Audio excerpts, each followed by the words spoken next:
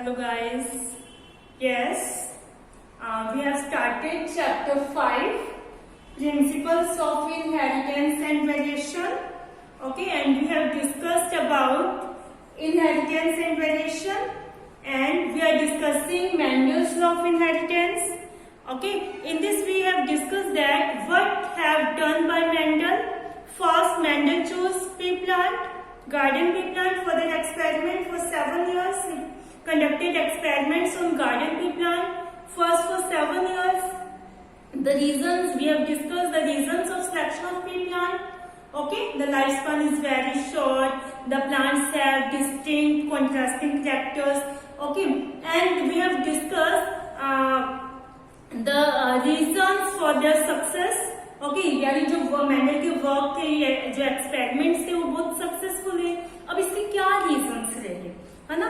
हमने डिस्कस किया कि एक तो क्या था, he studied only one character at a time. Okay, और हमने क्या किया था, he use all the tools and techniques that are available to avoid cross pollination. Okay, by undesirable pollen grains, and he used maths and statistics to analyze the results, okay, obtained by him, the results obtained by him. For this he used maths and statistics, okay, to analyze the results obtained by him. Okay, और last में हमने क्या discuss किया था, Mendel selected 7 contrasting characters of pea plant. अब ये 7 contrasting characters क्या है? 7 contrasting characters are, देखो contrasting का मतलब कि 2 opposite forms, एक character की 2 opposite forms. जैसे plant height है, इसके 2 forms क्या है, tall and dwarf. Seed color yellow and green. Seed shape round and wrinkle. Seed flower color purple and white. Pod color green, yellow. Pod shape inflated, constricted. Inflated यानी fully हुई, ठीक है, fully हुई. और इसको हम कह सकते हैं डिफ्लेटेड, या पिचकी हुई हम कह सकते हैं flat. Okay, flower position axile और टर्मिनल. दैट मीन्स एक्साइल, अगर इस तरह से साइड से फ्लावर ग्रो हो रहे हैं, this is known as axile position. And when the flower grow on the top, this is known as terminal position. Okay, तो यानी प्लांट क्या थे, 2 प्लांट की हाइट क्या थी, कुछ प्लांट्स कैसे थे, टॉल, और कुछ की हाइट कैसे थी, dwarf. Dwarf that means short. Okay, seed का कलर, कुछ सीड्स कैसे थे, येलो और कुछ ग्रीन. सीड शेप, कुछ तो राउंड शेप के और कुछ क्या है, रिंकल शेप के. आप जैसे पी जो आप घर में यूज करते हो, फली जो होती है पी की, उसे क्या बोल रहे हैं, पॉट. ओके, उसके पॉट जो है, उसका जो पॉट का कलर हम देखें तो नॉर्मली कैसा था, ग्रीन, लेकिन कुछ का क्या था, येलो भी होता है. ओके, इसी तरह उसके अगर हम शेप देखें तो ज्यादातर वो कैसे होती है, फुली होती है, लेकिन कुछ की हुई उसके अंदर पॉट्स भी निकलती है. तो इस तरह से क्या है, ये सब क्या है, ये सब कैरेक्टर्स है. इस तरह के 7 कैरेक्टर्स थे जो पी प्लांट के अंदर प्रेजेंट है, जिनकी 2 डिस्टिंक्ट फॉर्म्स थी, 2 डिफरेंट फॉर्म्स थी, ऑपोजिट फॉर्म. ओके, अब इसमें से भी क्या थे, कुछ कैरेक्टर्स कैसे थे, डोमिनेंट और कुछ रिसेसिव. ये वाले जो कैरेक्टर्स है, these are dominant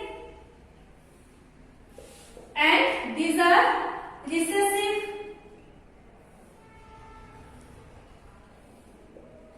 dominant characters कौन से कैरेक्टर्स हुए, दैट शो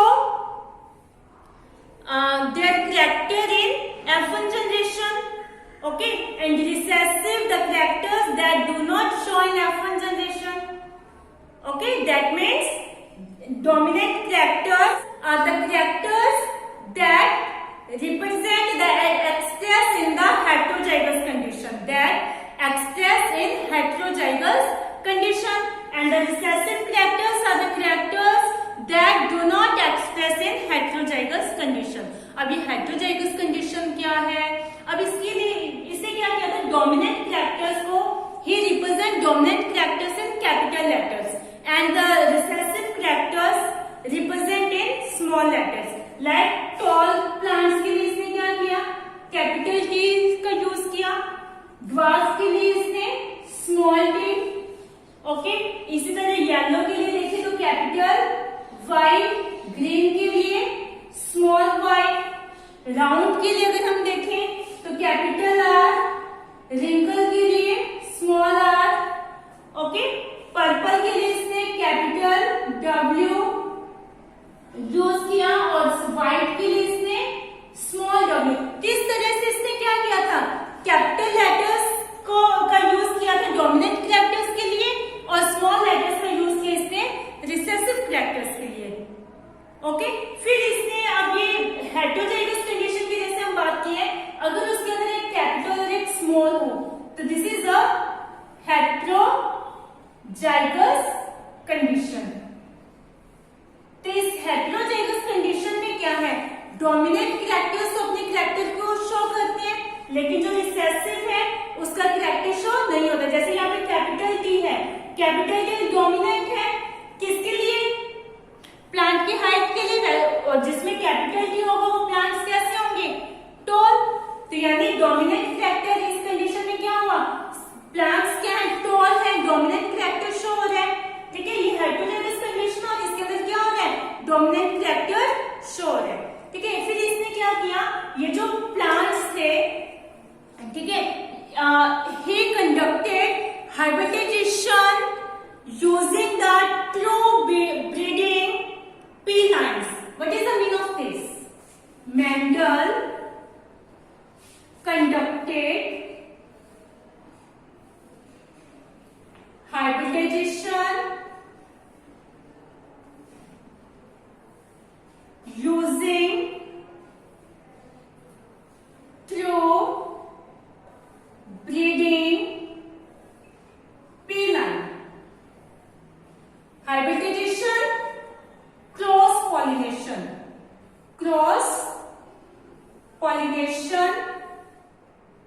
और artificial pollination. True breeding pea line. True breeding pea line are that those undergo self-pollination and show stable trait inheritance. Okay, true breeding क्या है? ऐसे plants थे जिनके अंदर क्या हो रहा है? सेल्फ पॉलिनेशन हो रहा है और वो क्या है? एक मतलब कैरेक्टर की इनहेरिटेंस को जो क्या स्टेबल है.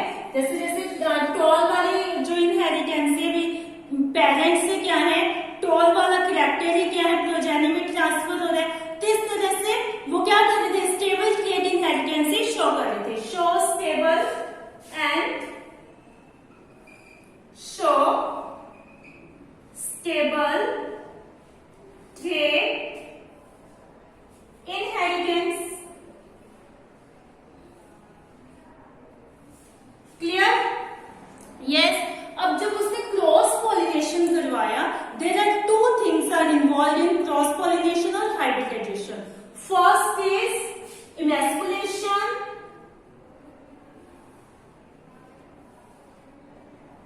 And second is pollination.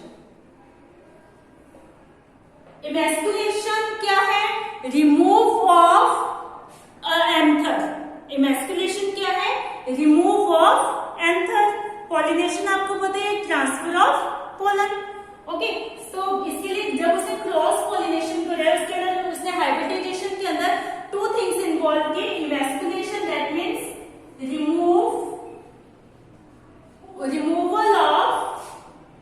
Removal of anther and pollination transfer of pollens.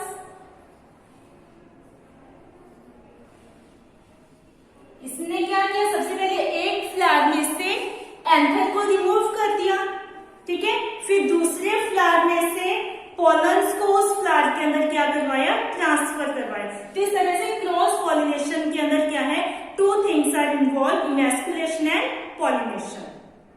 Okay, उसके बाद अब हम देखेंगे कि किस तरह से उसने इनहेरिटेंस करवाया, ट्रांसफर करवाया, मतलब किस तरह से, मतलब देखा कि जीन्स क्या है या कैरेक्टर्स जो है वो कैसे ट्रांसफर हो रहे हैं. ओके, तो first we will discuss inheritance of one gene. Yes, now we will discuss inheritance of one gene. It is also known as monohybrid cross. For this, Mendel crossed tall and dwarf plant to study the inheritance of one gene. ठीक है, he represent tall plant by capital T and dwarf plant by small t. Then the gametes formed by this is capital T and the dwarf plant's gamete were small t. Then this cross made by these gametes and capital T small t is obtained. Okay, first he crossed between tall and dwarf plant to study the inheritance of one gene. After that he collected all the seeds that obtained from this cross. Okay, then he grew all the seeds to generate plants of first hybrid generation. Okay, इस तरह से मतलब ये जो seeds बने, इन सभी seeds को उसने क्या किया, ग्रो किया, और उससे जो प्लांट्स बने उसके अंदर उसने मतलब वो कैसे प्लांट्स थे, फर्स्ट हाइब्रिड जनरेशन. ये क्या है, हाइब्रिड प्लांट है. It is also known as filial progeny and F1 generation. Okay, it is also known as filial progeny or F1 generation. He observed that all the F1 progeny plants were tall. ये सारे plants कैसे थे, tall थे. Okay, and none were dwarf. इसमें कोई भी plant क्या था, dwarf नहीं था. सभी plants कैसे थे, tall थे. Then similar observation was also made by Mendel for the other pairs of traits, and he found that F1 always resemble either one of the parent, and the trait of the other parent was not same. उसने क्या देखा कि जब इन दोनों के अंदर cross करवाया तो F1 जनरेशन के अंदर जो उसको प्लांट्स मिल रहे थे वो सारे प्लांट्स कैसे थे, टॉल थे. यानी मतलब उसमें क्या है, अपने पेरेंट, एक पेरेंट का ही कैरेक्टर क्या हो रहा था, शो हो रहा था, और दूसरे प्लांट का पेरेंट का कैरेक्टर शो नहीं हो रहा था. Then he self pollinated this F1 progeny plants.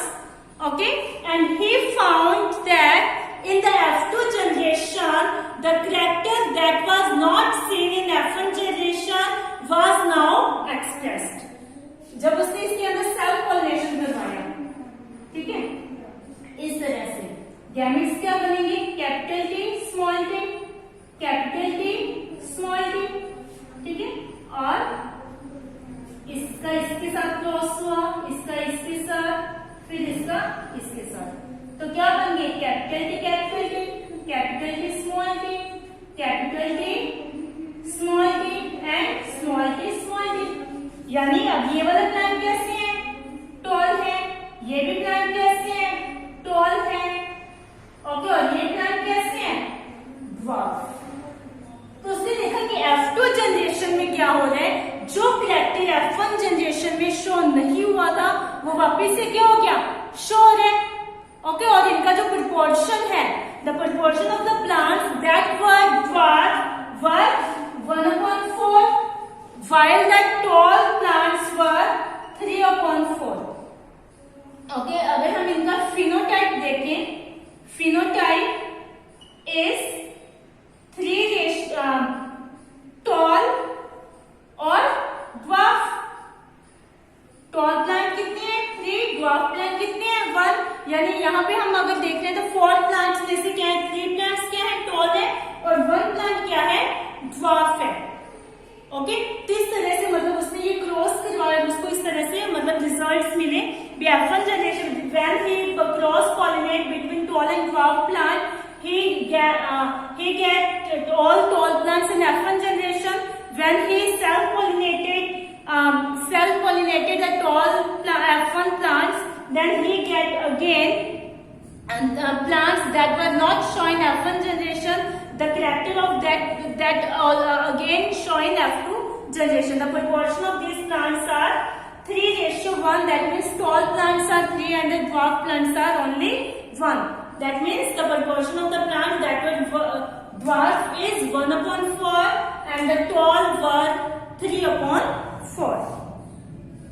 Okay, अब इसके अंदर जो भी हम ये टर्म्स यूज कर रहे हैं, फिनोटाइप है या ये जो इससे कैपिटल्स लिए हैं, ये इसके क्या है, एलील्स है, इन सब के बारे में ये टर्म्स जो है इसके लिए हम डिस्कस करेंगे first. Okay, so we discuss this terms in our next video. Okay, first we discuss term, then we discuss next topic of this chapter. Okay, thank you, have a nice day.